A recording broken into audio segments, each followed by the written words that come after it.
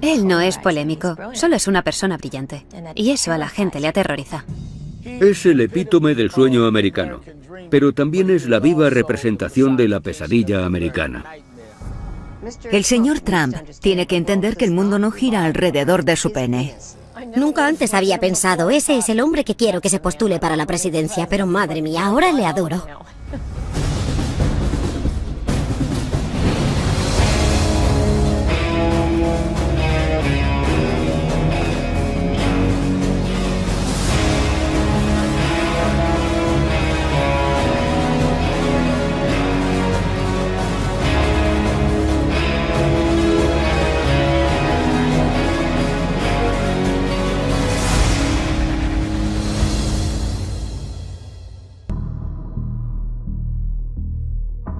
Cuando conocí a Donald Trump, estábamos en sus oficinas en el edificio Trump Tower, y lo primero que hizo fue enseñarme su despacho y me mostró todas las portadas de revistas de él mismo que tenía enmarcadas y colgadas en la pared. Debemos comprender que Donald Trump tiene una imagen muy cinemática de sí mismo. Lo que más le gusta hacer es sentarse en el sofá de su casa a ver películas y comer hamburguesas. Antes de meterse en el mercado inmobiliario, se planteó invertir en la industria cinematográfica. Me dijo que había pensado en mudarse a Hollywood para convertirse en productor de cine. Durante el tiempo que estuve con él no dejaba de hablar sobre películas o actores que le fascinaban. Un día me dijo que Clint Eastwood era la mayor estrella de cine de todos los tiempos. Y entonces me vino la imagen de Clint Eastwood apartándose el poncho por encima del hombro interpretando a El hombre sin nombre, paseando los dedos por encima de su revólver. Así es como Donald Trump se ve a sí mismo. Por eso, entrecierra los ojos. Creo que ha practicado la mirada de Clint Eastwood 1.000.000 de veces frente al espejo. Y se imagina a sí mismo llevando a cabo el rodaje de una película producida por Trump, dirigida por Trump y escrita por Trump. Se titularía La vida de Trump.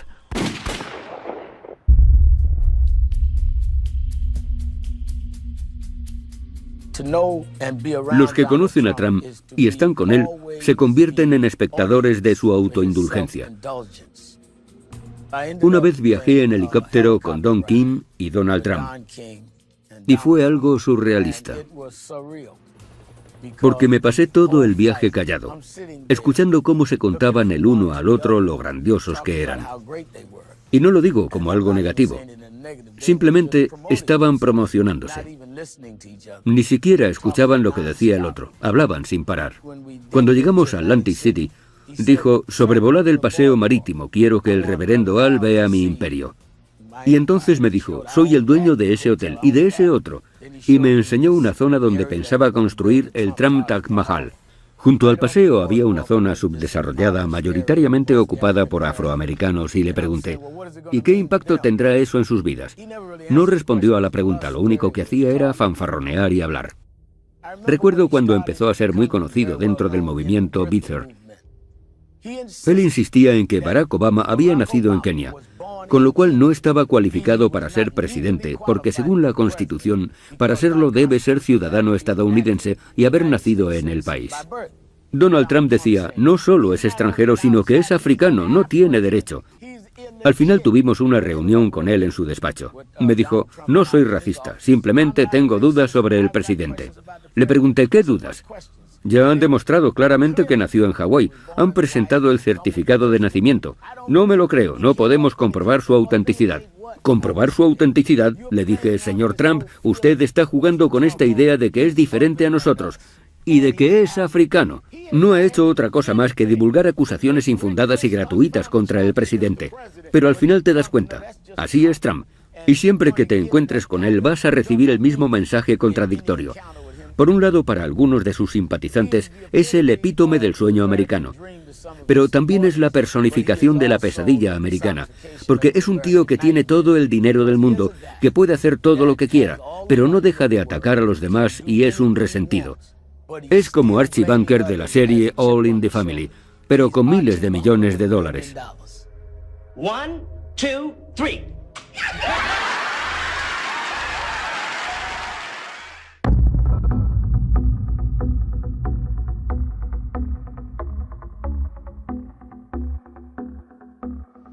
Le conocí porque en las clases de economía realizamos un caso de estudio sobre un libro llamado El arte de la negociación, uno de sus libros más vendidos. Y me dejó fascinada, porque estaba lleno de códigos de tiempo. Era como repasar un día cualquiera en la vida de Donald Trump. Llamar a esta persona, llamar a esta otra, llamar a mi abogado. Se veía el funcionamiento interno de esta gran mente.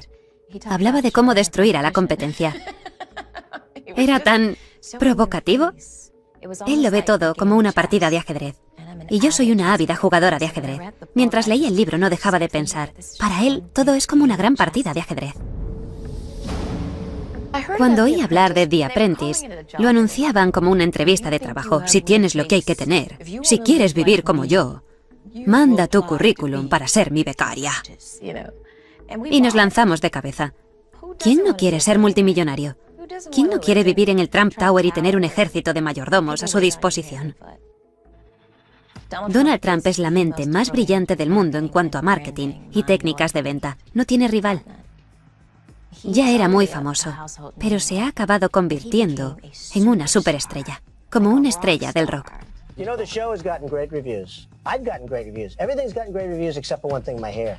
Todo el mundo decía, estás despedido, como en el programa, todos querían estar cerca de él. He visto a gente enamorarse de él nada más conocerle. Gente que le apoya en todo lo que dice, que compra todo lo que vende, que hace cola por él, que le aclama.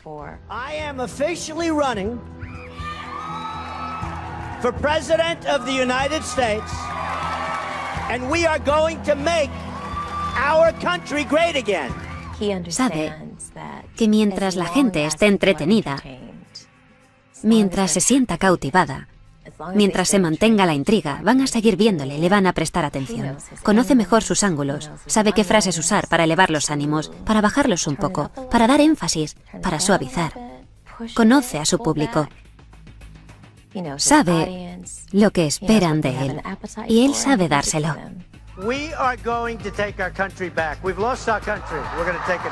Se ha convertido en un icono cultural. Creo que se ha vuelto adicto.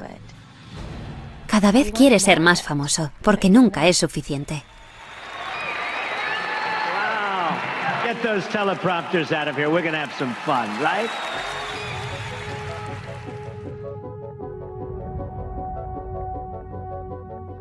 Mira, esta es una de mis posesiones más valiosas. De hecho, la guardo bajo llave. La Academia Militar de Nueva York fue el lugar donde Donald Trump se convirtió en líder por primera vez. Fue la primera vez que estuvo al mando de su propia compañía. En esta página aparezco justo al lado de Donald Trump. Si nos fijamos en esta fotografía del anuario, vemos que tiene una estrella a cada lado del cuello de la chaqueta. Eso es porque era un cadete condecorado. Donald Trump es un líder nato. Aprovechaba su sonrisa y encanto natural para llevarse bien con todo el mundo y parecía que caía muy bien a todos. Con 17 años ya tenía a 40 cadetes bajo su mando. Era mi capitán, así que le conocí bastante bien. Donald era un chico algo rebelde y necesitaba aprender a canalizar esa rebeldía. Siempre me pareció un hombre con un objetivo muy claro, incluso por aquel entonces. Conseguía que todos cooperáramos para hacer lo que él quería. El sistema de valores que seguíamos era nunca mentir, engañar o robar a otros cadetes. Punto. No es que fuese una regla, era un código de honor que llevábamos dentro. Uno de los cadetes robó a otro. Le robó un mechero de gasolina. Se lo dije a Donald Trump y él dejó bien claro a todos que no quería que nadie hiciese nada. Que nadie tomase represalias contra él y todos le obedecimos. Donald le llevó a la oficina administrativa y expulsaron al cadete. Llevábamos una vida muy organizada. La corneta sonaba todos los días al alba. Teníamos que estar en formación 15 minutos después, listos para pasar revista. No podíamos ir a casa los fines de semana. Si teníamos suerte, nuestros padres venían a visitarnos el domingo y nos llevaban a comer fuera. Su madre y su padre venían a menudo. Eran estrictos pero cariñosos, especialmente su madre. Donald era muy conocido y muy querido. Se ganó el título de Casanova al final del año, y eso que ni siquiera había chicas en la escuela. He oído a Donald Trump decir que una de las mejores cosas que le han podido ocurrir en la vida es haber ido a NIMA, la Academia Militar de Nueva York. Los valores que asimilamos en ese entorno durante todo ese tiempo, sé que a Donald Trump le han marcado de por vida, al igual que a mí. El nudo de mi corbata es un doble Windsor. Es algo automático para nosotros. Es el nudo que hacíamos todos los días.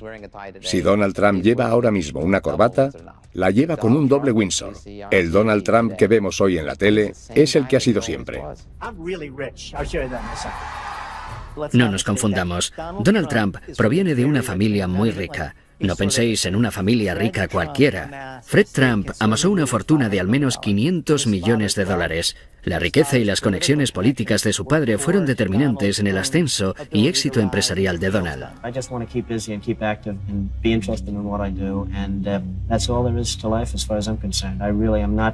Looking to make tremendous amounts of money. I'm looking to enjoy my life, and if that happens to go with it, that's fabulous.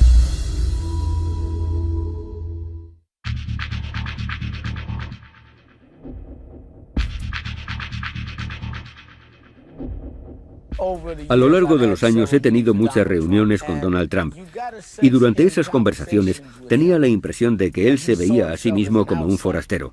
Al principio creía que lo hacía para caerme en gracia, pero la verdad es que lo creía. Sentía que no formaba parte de lo que podíamos llamar la casta de sangre azul que dirigía Nueva York, que se había colado en ese entorno.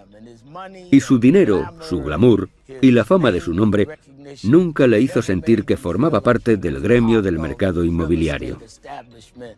Él se sentía como un tío Queens. Y no solo parecía querer colarse en ese mundo, sino también ridiculizarlo. Quería rebautizar todos los edificios con el nombre de Trump.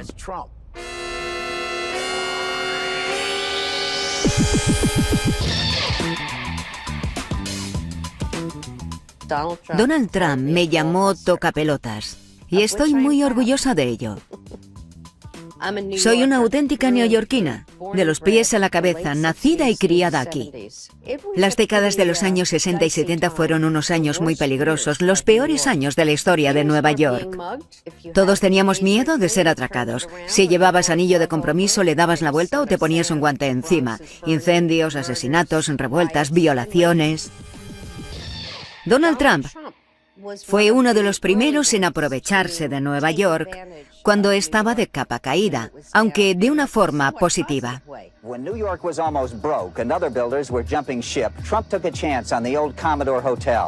Él entendió que Nueva York tenía problemas o que la cosa estaba a punto de cambiar y se lanzó de cabeza para aprovechar la oportunidad y hacer negocios. Entonces vino al West Side y se encontró con su propio Waterloo. Trump's flashiest project is still on the drawing board. He and architect Helmut Jahn want to build a giant complex of offices, apartments, and shops on a 13-block site along the Hudson River.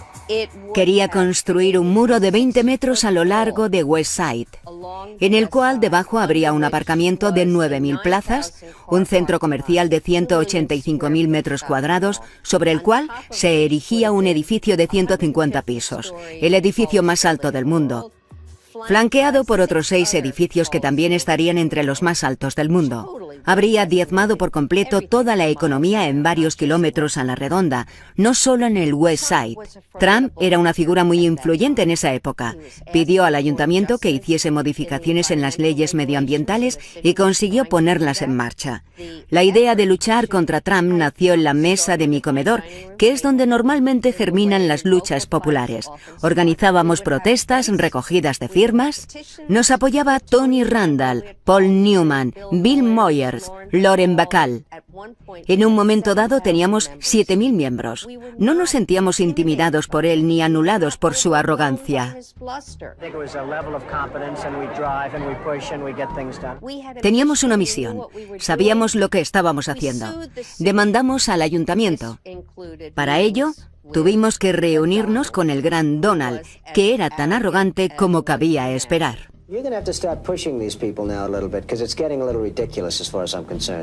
Trump aceptó nuestro diseño alternativo, que es lo que finalmente se construyó. Comprendió que lo que queríamos llevar a cabo era un proyecto mucho más razonable y factible. Me encanta recordar ese momento. En un momento dado, reculó y dijo: «Creo que habéis mejorado este proyecto». Le miré y le dije: «Donald, quiero que algún día lo reconozcas públicamente».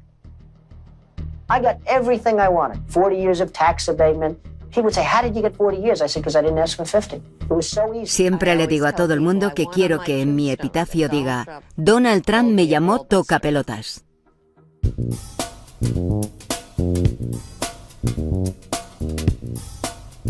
A los 21 me aceptaron en la Facultad de Medicina Cornell.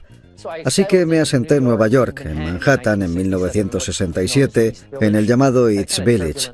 Sentía que el East Village era perfecto para un rebelde como yo, porque era una zona donde vivían muchos rebeldes, mucha gente que luchaba contra el Estado y la clase dirigente. Donald Trump quería construir en la zona de casas bajas del Soho una torre de apartamentos disfrazada de hotel para evitar las leyes urbanísticas, cuando en realidad iba a ser un edificio residencial, lo cual está prohibido. Creía que la gente del Soho éramos paletos y que podía aprovecharse de nosotros. Lo siento, Donald, si hay algún paleto aquí eres tú, porque no tenías ni idea de dónde te estabas metiendo.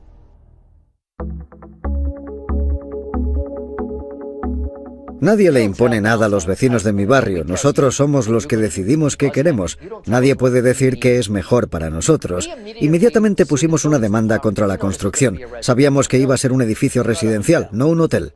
¿Quién compra apartamentos a $20.000 el metro cuadrado cuando hay una demanda interpuesta? Nadie, y así fue. Después de un tiempo no había vendido ni uno. De hecho, se inició la ejecución hipotecaria y se subastaron. Así que nos salimos con la nuestra. Queríamos un hotel y eso fue lo que conseguimos. Donald Trump no consiguió lo que quería, se quedó sin su edificio residencial. Solo consiguió quedarse en bancarrota. Trump, haz lo correcto. Sigue las leyes, no eres mejor que nadie.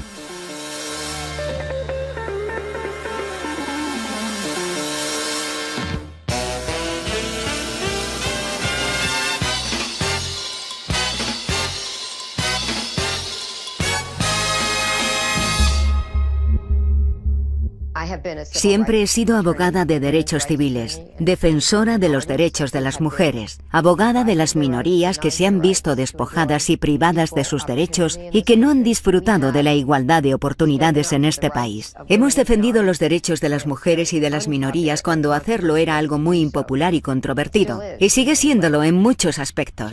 Jenna Talakova se inscribió en el concurso de belleza Miss Universo Canadá. Después de ser aceptada, el comité del concurso decidió expulsarla de la competición basándose en un requisito que debían cumplir las participantes: haber nacido mujer. Do you identify as trans or as a woman? To me, I am a woman. I've always been a woman. Habían violado los derechos de Jenna. Decidimos dar una rueda de prensa para dirigirnos a Donald Trump, que era el dueño del concurso, para poner fin de una vez por todas a esta discriminación tan flagrante. Have you met Donald Trump? Not yet. Jenna tenía pasaporte canadiense, su carné de conducir y su certificado de nacimiento donde se indicaba que era una mujer. Y eso debería ser más que suficiente para el señor Trump. Ella no le ha pedido al señor Trump fotos de su nacimiento para ver su anatomía y para que demuestre que era un hombre. Después de dejar claro que no nos interesaban las fotos de su anatomía, el señor Trump llamó a TMZ para decir que seguramente me quedaría muy impresionada al ver su pene. Yo le respondí: no tengo una lupa suficientemente grande para ver algo tan pequeño. El señor Trump tiene que comprender que el mundo no gira alrededor de su pene ni del de nadie. Si alguna vez el mundo ha sido así, ya no lo es. A mí me pareció muy interesante porque me estaba insultando y atacándome directamente a mí. Esas cosas no me molestan porque el mensaje que yo entiendo es que he ganado la batalla y que tengo razón. Al final cedió. Creo que el señor Trump reconoció que en el fondo se trataba de un problema de derechos civiles. Pero al mismo tiempo, había creado una cortina de humo para no admitirlo. Gloria got involved 2 days afterwards. The decision was already made, so she's obviously just in this for publicity. Had I known she was involved, maybe I wouldn't have made that decision because she's easy to beat.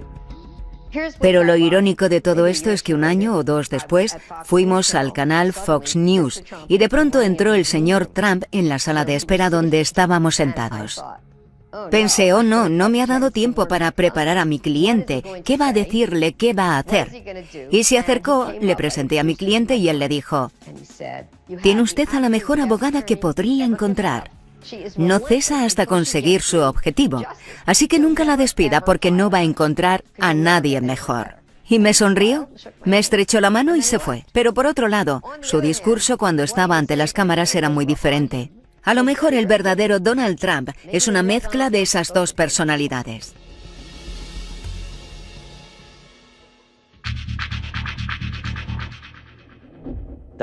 Donald Trump quería formar parte de la NFL y aprovechar un terreno muy bien cotizado que poseía en Manhattan. Donald pensó, a la NFL le vendría bien tener otro equipo en Nueva York, especialmente si jugase en Manhattan. La NFL no invitaba a Donald a entrar. La dirección de la NFL resistía sus esfuerzos de entrar en ese exclusivo club. En 1983 estaba a punto de inaugurarse una nueva liga de fútbol americano, la United States Football League. Donald tenía un juguete nuevo, un equipo de fútbol americano profesional. We now have strong ownership. The NFL, when it was most successful, had 6 teams. At its zenith, at its highest point, they had 6 teams. That's the number of teams that we should have. No hacía falta rebuscar mucho para darse cuenta de que tenía otros intereses, sus propios intereses. El objetivo de la USFL era jugar la liga durante la primavera, cuando era la única liga en funcionamiento, cuando no se juegan otros partidos de fútbol americano. Él irrumpió en la escena diciendo, si Dios quisiese que el fútbol se jugase en primavera, no habríamos inventado el béisbol. My attitude has always been the spring was a wasteland, and I came into this league on the basis and predicated on the fact that I thought the league would move to the fall, and they have. En los 80 solo había 3 cadenas y las 3 estaban ligadas a la NFL. La USFL había decidido trasladarse al otoño. Ninguna de las cadenas quería trabajar con ella, los estadios no estaban disponibles, ya no les quedaba dinero. Según se calculó, habían perdido unos $200 millones. Trump metió a la USFL en una demanda contra la NFL por haber violado los tratados antimonopolio. Based on what everybody tells me, based on common sense of the law, there is virtually no chance that we can lose this lawsuit.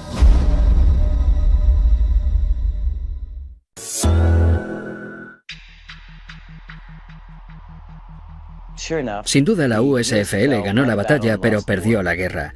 El juez determinó que la NFL había violado las leyes antimonopolio, pero debido a la forma en la que se llevó el caso, consiguieron quedar como los pobres indefensos que tenían que luchar contra un gigante vestido con trajes de $5.000. Donald Trump quedó retratado como un abusón que quería quedarse con todo el pastel. El juez concedió $1 en compensación a la USFL. Como se trataba de un caso antimonopolio, la multa por daño se triplicó, así que se quedó en $3. Fue el final de la liga, ni más ni menos. En 2009, la ESPN lanzó una serie llamada 30 for 30, una serie de documentales pionera. Los ejecutivos de la ESPN me pidieron que dirigiera un episodio y les contesté, bueno, solo me interesa si puedo hacer un episodio que se llame ¿Quién mató a la USFL? Ya sabéis a quién me refiero. Estuve detrás de Donald, pero se me resistió. Tenía un intermediario muy protector. Le mandaba cartas, emails, le llamaba constantemente, pero no obtuve ninguna respuesta. Después me pidieron hacer una entrevista para una serie llamada Sport Business Journal. Curiosamente, mi teléfono sonó al día siguiente y era el intermediario. Me dijo, el señor Trump está listo para recibirle.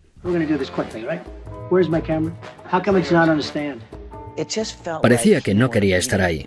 Todo le molestaba. Quería pasar a la siguiente pregunta y se notaba que estaba inquieto. Era como un niño pequeño cumpliendo un castigo. Conseguimos justo lo que queríamos, y él se esforzó por defenderse como pudo, pero entonces le di el golpe de gracia. Le enseñé el cheque que el juez le había concedido a la USFL. Quiero que veas esto. Eso le sacaría una sonrisa, ¿no? Pues no. Se acabó. Esa fue la gota que colmó el vaso. Se fue dándome unos golpecitos en el hombro con condescendencia y se marchó de la habitación. Me dijo, espero que entiendas que lo he hecho lo mejor que he podido. Le contesté, bueno, Donald, yo no soy un director de cine y voy a intentar ser todo lo objetivo y justo que me sea posible. Vamos a hacer un estreno por todo lo alto. La ESPN te va a invitar, te mandará una limusina. Espero que puedas venir. Y me dijo, bueno, eso dependerá de ti, ¿no crees? Le mandé una carta y él me contestó, cuando Donald te manda una carta, simplemente coge la que tú le has mandado y escribe encima con un marcador negro. Dijo que era una película barata y que faltaba a la verdad. Terminó diciendo mucha suerte, firmado Donald Trump. Postdata, eres un pringado.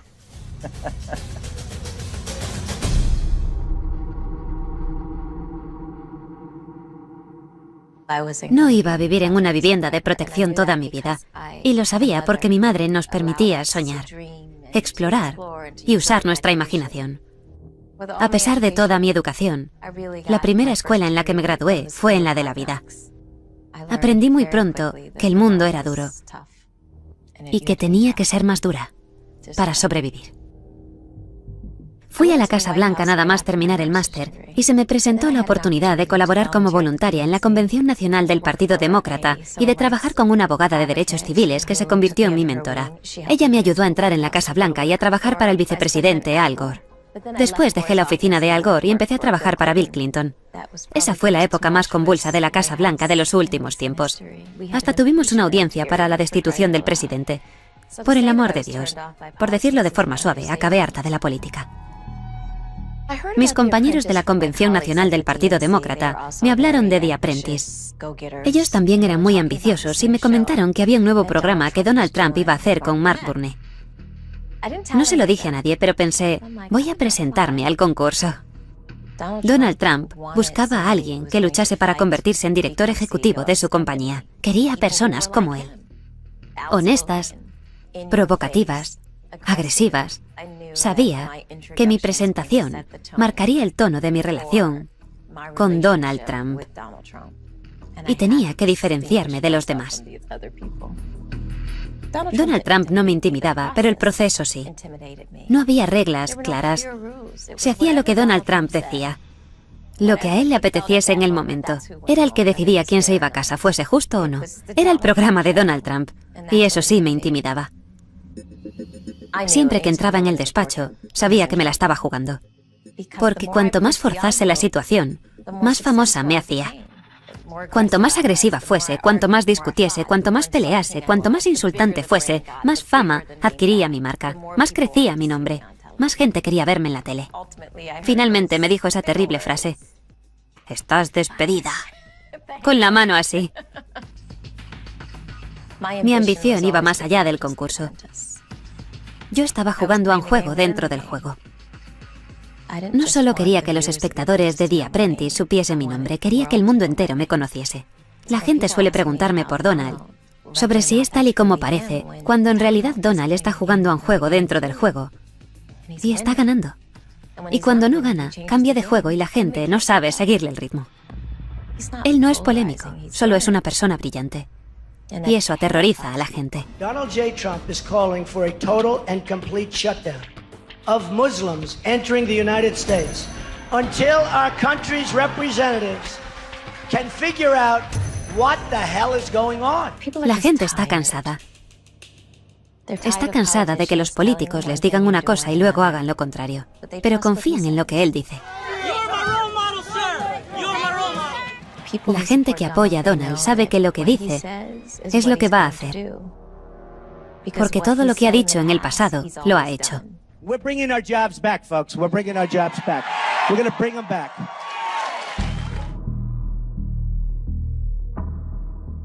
Trump es la estrella de carne y hueso que estábamos esperando. Cuando veo a Donald Trump, veo muchas más cosas y a mucha gente le pasa lo mismo. Pero desde que empezó a postularse para la presidencia, le he visto desde un prisma completamente nuevo. No imaginaba que pudiese convertirse en un candidato serio hasta que dio el discurso de los violadores mexicanos. When Mexico sends its people, they're not sending their best. They're not sending you. They're not sending you. They're sending people that have lots of problems. And they're bringing those problems with us. They're bringing drugs, they're bringing crime, they're rapists, and some, I assume, are good people. Eso no formaba parte del discurso que llevaba preparado, eso le salió del corazón. Yo sabía que en cuanto un candidato empezase a anteponer los intereses de Estados Unidos a los de los extranjeros y a los de algunos plutócratas, ascendería meteóricamente en los sondeos. Llevo mucho tiempo rogándoles a los candidatos presidenciales republicanos, literalmente rogándoles, que incluyan el problema de la inmigración, y nunca me han hecho caso. De repente Trump vio una entrevista que me hizo Jorge Ramos e inmediatamente pidió que le llevasen una copia de mi libro Adiós América. El principal tema que trato son las violaciones por parte de mexicanos. 2 semanas más tarde, cuando estaba dando el discurso presentando su candidatura, se salió del guión y empezó a hablar de los delincuentes, traficantes de drogas y violadores que México nos envía. This is hate language. This will incite violence not only against Mexican Americans, Mexicans, but also against migrants. Y cuando una semana más tarde vi que no se había retractado después de todo el escándalo, pensé, aquí está, es el candidato que estaba esperando. It's not about me, it's about you, believe me. This is a movement.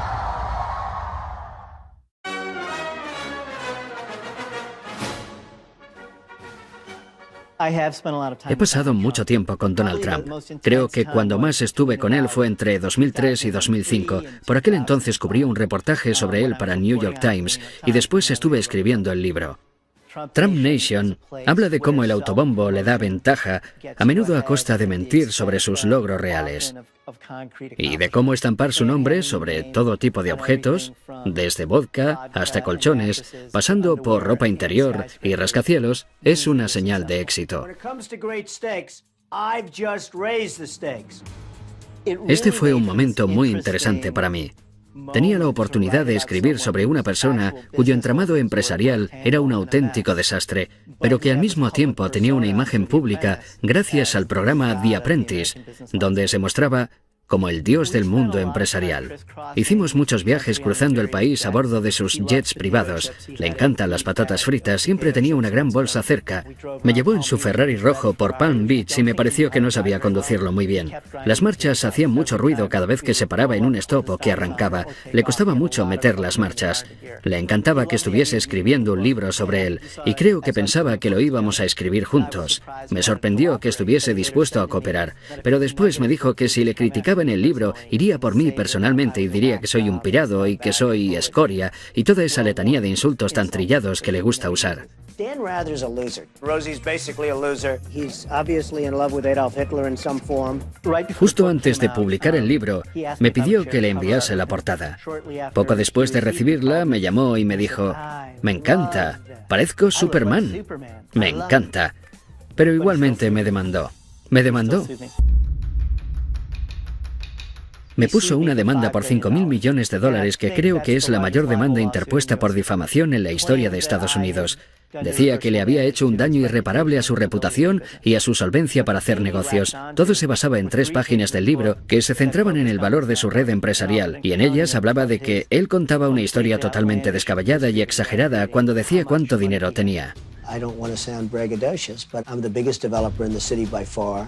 Es falso, nunca ha sido el mayor constructor de Nueva York desde ningún punto de vista, ni teniendo en cuenta el valor de sus propiedades ni la cantidad de metros cuadrados que posee. Yo estaba dispuesto a llevar a juicio la veracidad de los hechos de mi libro. Creo que él pensaba que mi editorial se iba a echar atrás. Cuando superó el shock inicial de saber que íbamos a litigar con todas nuestras armas contra él, se dio cuenta de que, como me estaba demandando por supuestamente mentir sobre su riqueza, tendría que enseñarnos todos los recibos de sus impuestos y sus libros de cuentas, y evidentemente nunca los había hecho públicos. Durante el juicio presentamos un recuento del valor de su red empresarial elaborado por uno de sus bancos. Deutsche Bank había valorado su entramado empresarial en 2005 en unos $788 millones, y por aquel entonces se le iba diciendo que tenía una fortuna de entre $5.000 y $6.000 millones. Al final contratamos a uno de los mejores abogados de Estados Unidos. Este le preguntó a Donald cómo había estimado el valor de su red empresarial. Y la respuesta de Donald fue básicamente, bueno, depende de cómo me sienta. Depende de cómo me sienta cada día y sobre todo depende de cómo me vea a mí mismo. Le plantamos cara a Donald, le quitamos la máscara para mostrar cómo era en realidad y perdió. Creo que su autoestima y su identidad están demasiado envueltas en esta fantasía de ser un megamillonario. Y en el fondo es una persona tan insegura que si no se muestra como una de las personas que merecen estar entre los 100 o los 200 primeros de la lista Forbes, no es nadie.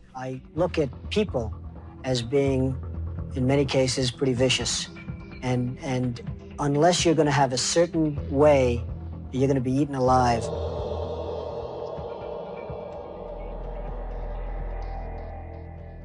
Politicians are supposed to make a lot of promises they don't intend to keep.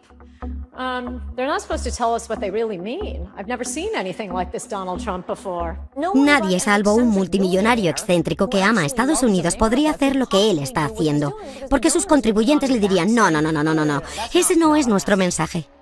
Demuestra tener mucho carácter porque está dispuesto a perder dinero, a perder amigos en su mismo vecindario.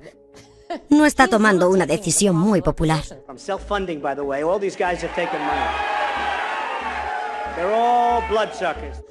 Nunca antes había pensado, ese es el hombre que quiero que se postule para la presidencia, pero madre mía, ahora le adoro.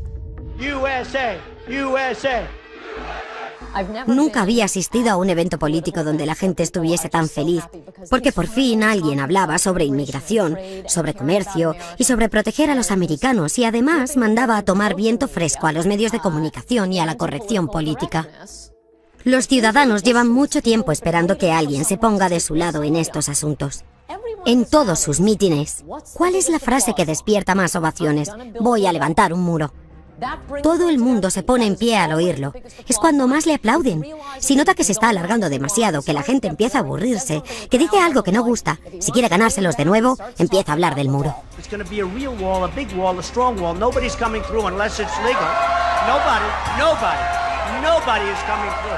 Y los medios de comunicación no quieren hablar de estos temas, simplemente dicen, ¿por qué gusta tanto? No lo entendemos. Pues hablad de los problemas reales. La candidatura de Donald Trump se basa en el colapso del sueño americano. Y no hablo del típico cliché, ni siquiera me refiero exclusivamente al aspecto económico. Tener un trabajo es importante, el respeto por uno mismo es importante. Preocuparnos por nuestra familia, por nuestra ciudad, por nuestro país, en lugar de preocuparnos por el resto del mundo. Es totalmente imperdonable que ningún partido defienda todo esto. Y Trump ha llegado diciendo, voy a poner a los Estados Unidos en primer lugar. ¿Esa es su idea revolucionaria? ¿Y nadie es capaz de competir contra él?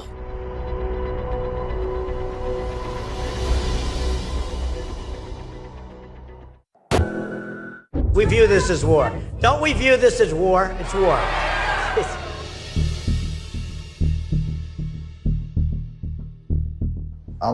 Gran parte del pueblo estadounidense está muy enfadado.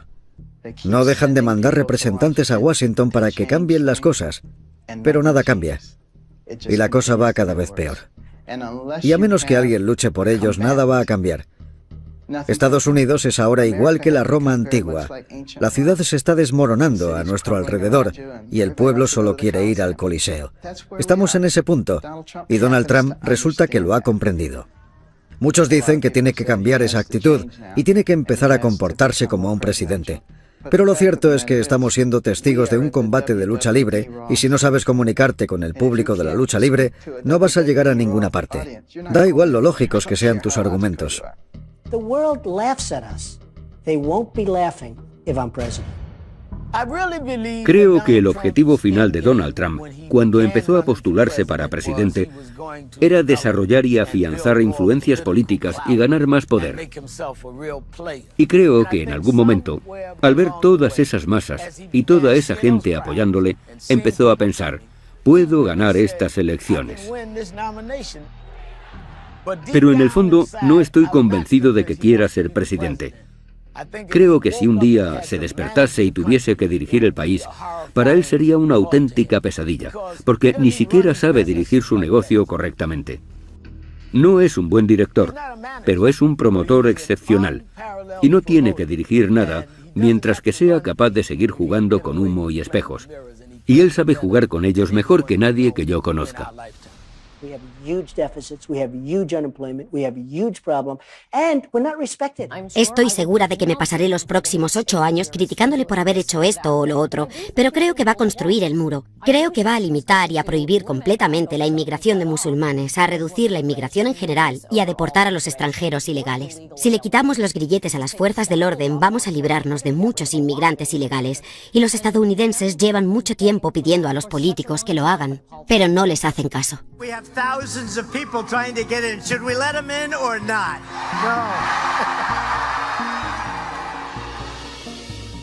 No me importa cuántas propiedades lleven su nombre.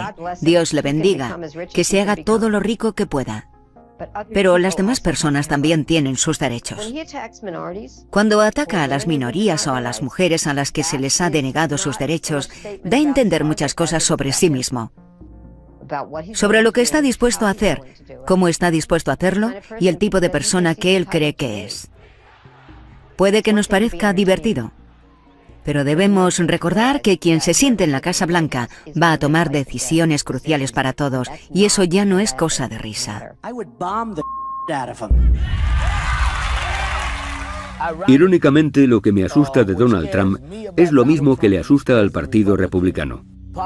¿Cómo volveremos a controlar todo esto? ¿Hasta cuándo va a durar? ¿Y hacia dónde nos lleva? Me recuerda a cuando de niño me llevaban a la montaña rusa de Coney Island porque no sabía dónde iba a terminar el viaje. Solamente rezaba para que terminase y que el vagón no se saliese de los raíles.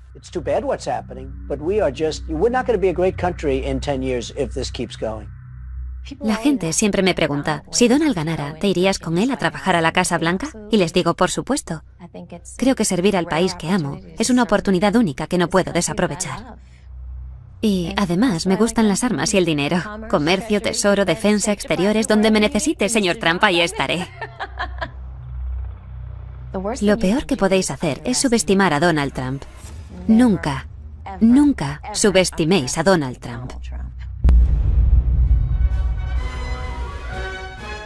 Creo que la Casa Blanca de Trump tendría unos 50 pisos de altura. Estaría pintada de dorado, instalaría luces intermitentes por toda la avenida Pensilvania. El Air Force One estaría incrustado de diamantes.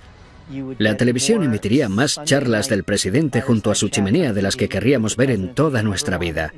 Aparte de eso, puede ser un buen presidente, pero cualquiera que piense que Donald Trump va a desaparecer está tremendamente equivocado.